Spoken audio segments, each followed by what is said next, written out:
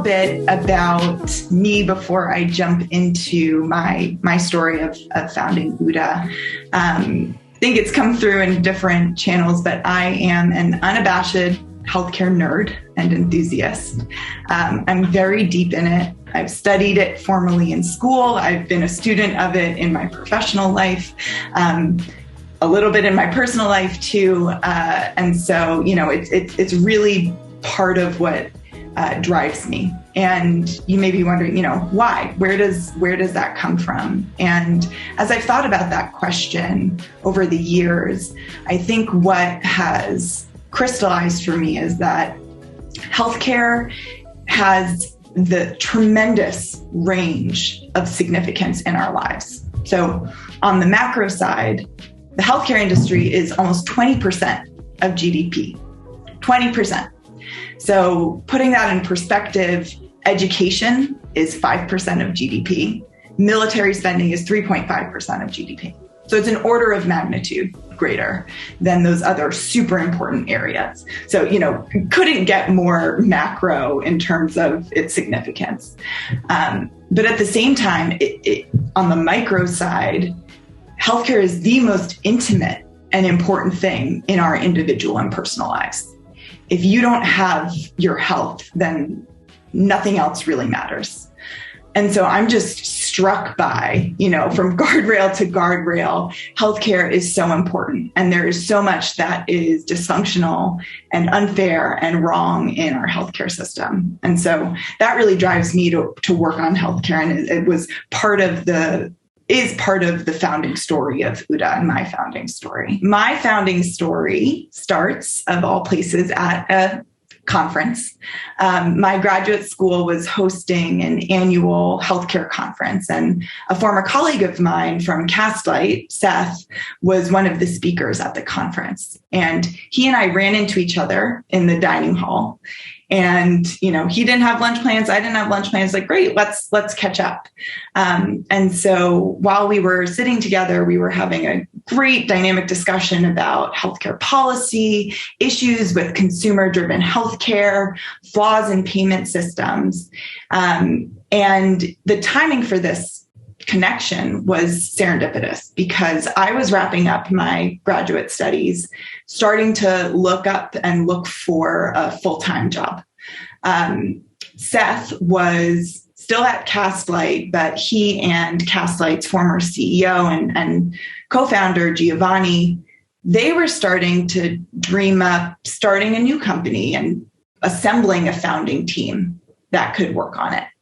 And so, great timing, right time, right place. And also, previous history of working together kind of came together for this founding team. And so my founding story is really our founding story, and it starts with team. And there were a couple other amazing former colleagues of mine and mentors of mine who were on the short list for, kind of putting together this founding team. And we didn't have a product idea or plan yet.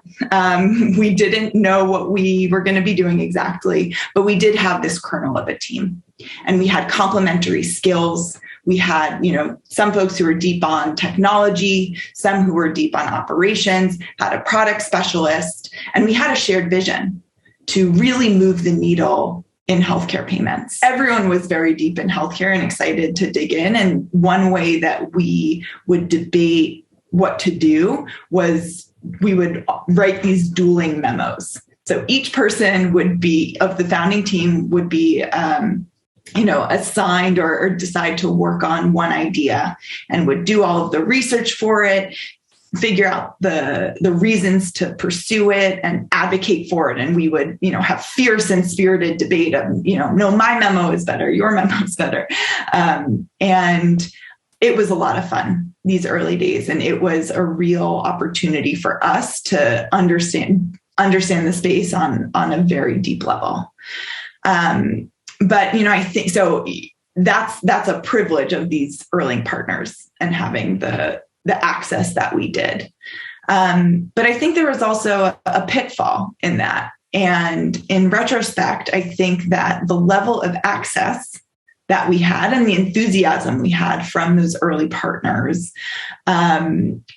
maybe made us spend a little bit too much time in the ideation phase. I think we may have spent too much time trying to find the perfect place to start rather than somewhere that was good enough. And so if I was going back, I think that we should have exited the ideation phase earlier and gone into prototyping mode, which I think is a common, this I'm guessing will resonate with a lot of you, a lot of us, because in other times when I've set something up, we want to make sure it's the right thing before we jump in, but you've really got to quell that urge and just move more quickly into the prototyping.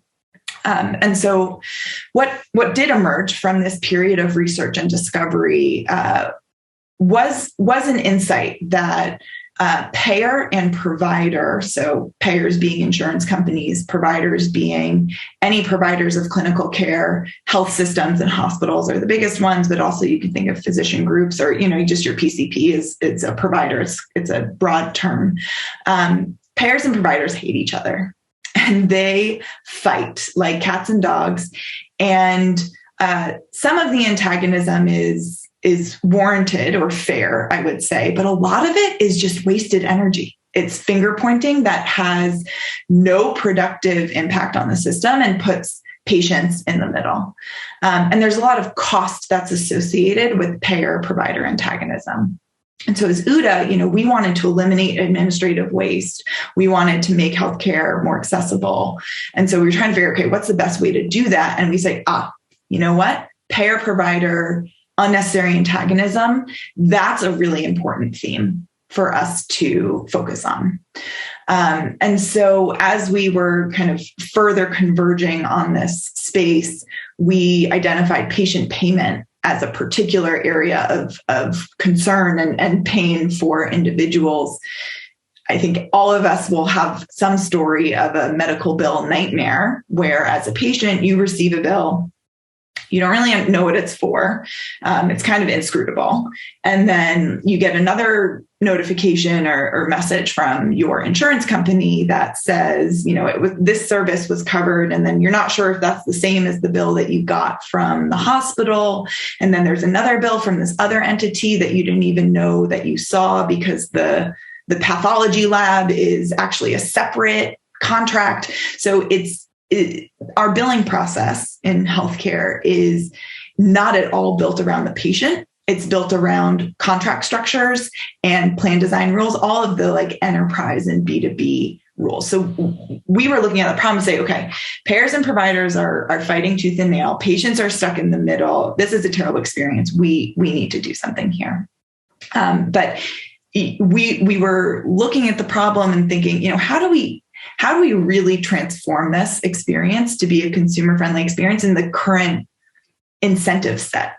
And so, I'll briefly give a nod for if there are any healthcare folks out there. You might be thinking about value-based care, that could be a way to align payers and providers. But we at OODA made a very explicit decision to pursue a solution, a product that would be applicable in a fee-for-service market, which is the traditional payment model, and the much more widespread one. So, all of these kind of constraints were floating around, and we ended up crafting a really ingenious way to create this transformational experience, or to transform the patient financial experience and innovate on the business model. So I'll explain what I mean by that. So, and this is going to get into some of the healthcare weeds, so bear with me. But, we asked ourselves and we asked the industry, why should individual providers, so doctors and hospitals, be the ones billing and collecting from patients? Why? We never really decided that. It kind of just happened as plan designs evolved over time to have more and more patient cost share. And we were wondering, isn't it the job of insurance companies to manage financial risk for the patient? So, where are they in this problem? And isn't insurance better positioned as the hub that with visibility into all of an insured individual's claims, aren't they better positioned to play that consumer-facing, consumer-friendly role where they can aggregate across different claims and provide a single unified view to patients of what they owe? And the vision was an American Express-like financial experience for healthcare, where all of your bills are in one place through the payer, and you would be able to make payments much more easily. There would be economies of scale. No longer does every provider need to employ a collections shop in the back of their office to collect from patients. And this idea was, so simple, but also just groundbreaking, because no one had thought to figure out a way to aggregate bills and do so through the payer. And so it blew them, simple, but like in healthcare, like blew everyone's mind. We had that benefit of initial seed funding. So we could build out a team. We could kind of build our bench even ahead of ahead of executing. And that was critical.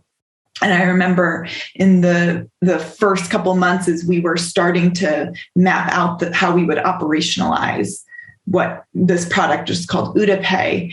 I think we were meeting with about the top 10 executives from one of our health plan partners. And I think we had our whole company in that meeting.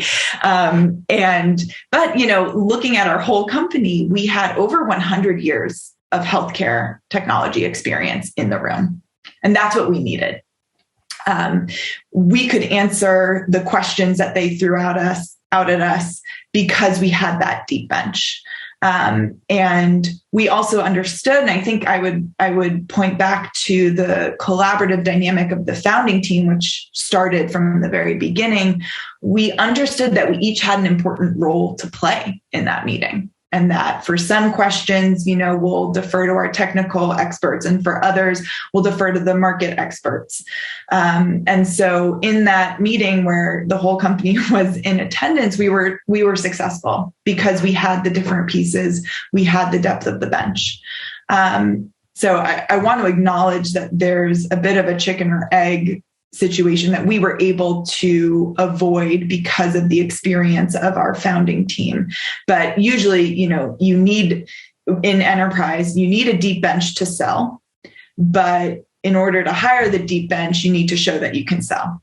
So it's like, how do you get around? Where do you start? And I think that there are some contracting mechanisms that you can use that are lighter weight to demonstrate market traction for investors, like letters of intent, and enterprise customers may be more able and willing to agree to something like that. Your investors may also, if you're raising outside capital, may also view that as credible. So there are certainly some tools to make that a little bit lighter weight so that you don't have to fully commit on one side before having the other side ready. So I want to talk about a missed opportunity that we had at OODA. And this is a really important part of our story, I think. So I've talked a lot about our early partners, and they were mostly payers, to be honest. And we did have some large providers, really just one main large provider that we were working with. And I think we underinvested on building out the provider side of what was, we were trying to put together a payer and provider platform that required both sides to be at the table at the same time.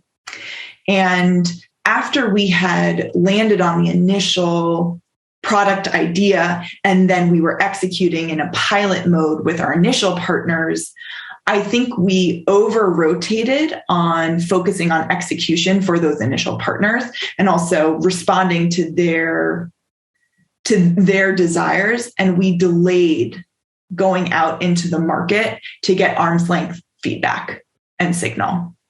And we ended up doing that. And, so another way to put this missed opportunity. I think we were anchored too much on those initial partnerships, which I think is another pitfall of those early partners. If they're really big and important, very natural to want to delight them and do everything you can for them, but it's not enough. It wasn't enough for us just to have these committed early partners. We needed to get back out there. And we needed someone's job to be full-time engaging the provider market. It hit the whole world like a freight train, and it hit the healthcare industry like a freight train on fire. And everything just shut down. In the early weeks, we all lived through it. No one knew what was going to happen to the economy at large, let alone the healthcare industry was being pummeled. And we are an organization that was selling into these healthcare companies, these providers and payers who were in the eye of the storm and were getting hit the hardest. And so, what this is a pandemic specific note on healthcare systems and their buying decisions. But I think, and it's not necessarily bad, but I think healthcare systems, health systems like hospitals have refocused their energies. They're trying to narrow their objectives, which I think, it's a good pendulum swing to and fro. But, the challenge for us was that meant that taking a risk with a new company like OODA in a novel payer partnership seemed a little bit too risky. Seemed like it was outside of their wheelhouse. And there were some tailwinds in other ways because many health systems were hurting financially, and we were able to provide some balance sheet relief. And then, as our economic model evolved, the value prop definitely had a financial component. But I think that the risk of the novelty of the model, especially in the early days of COVID, was a bit much. And that's when the opportunity to make this change, to make this sharp tack arrived in Cedar and OODA. So we had known of Cedar. They were kind of in our periphery. They had approached, we now, but before we were one company, they had been approaching the problem of patient payment in the existing paradigm. So they developed a best in breed patient financial engagement solution that sold just to providers, didn't involve the payer at all. So it was kind of in the familiar mold. And they had tremendous success leading up to it. So they had brought on dozens of large hospitals and health systems, were serving millions of patients per day. And what we brought as OODA, we had really revolutionized how to think about patient financial engagement and demonstrated that bringing the payer into the fold of the patient financial experience could have incredible impact on that patient experience, which then translates into, on the financial side, higher collections, greater satisfaction, which leads to increased loyalty for health systems, and also satisfaction with health insurance and reduced calls. So there's an operational savings. And so, stepping back, the models were very complementary from the start. And the acquisition process or, the transaction process moved extremely quickly. So they first approached us in early Q1 of 2021. And really within a couple of months, we signed the LOI. There was a diligence process, but it was really focused more on the complementarity of our go-to-market. And it was an intuitive deal. So within a couple of months, and we had recently raised like a Series A prime round, which also helped price the deal. So there wasn't a lot of squabbling over valuation because we had just been priced by that round. And so we could move quickly into identified this opportunity, strategically makes sense, and pricing check. And then, it went through, and it happened very fast. but has been a wonderful transition. And, yes, it's an exit for OODA, but really that word almost feels like a misnomer in this context, because it really just feels like the next chapter of OODA, where we're now able to get to that scale that we were looking to do. And we need that foundation of what Cedar has built for us now to innovate and really push the envelope. Started out saying, I hope that you leave this talk with a greater insight into staying power of founding team dynamics, privileges and pitfalls of early partners, and unique challenges. So, how I'd summarize my current takeaways, ask me in 6 months and I might have a slightly different answer, but right now, be intentional about the team that you surround yourself with.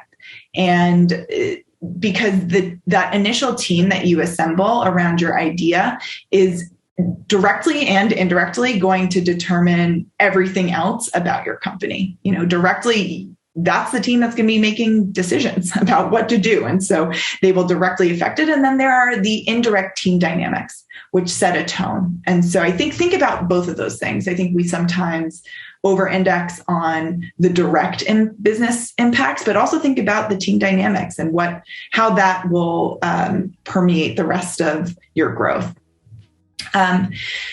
Second, on early partners. So there is a tricky line to walk, because you need those early partners in the enterprise space.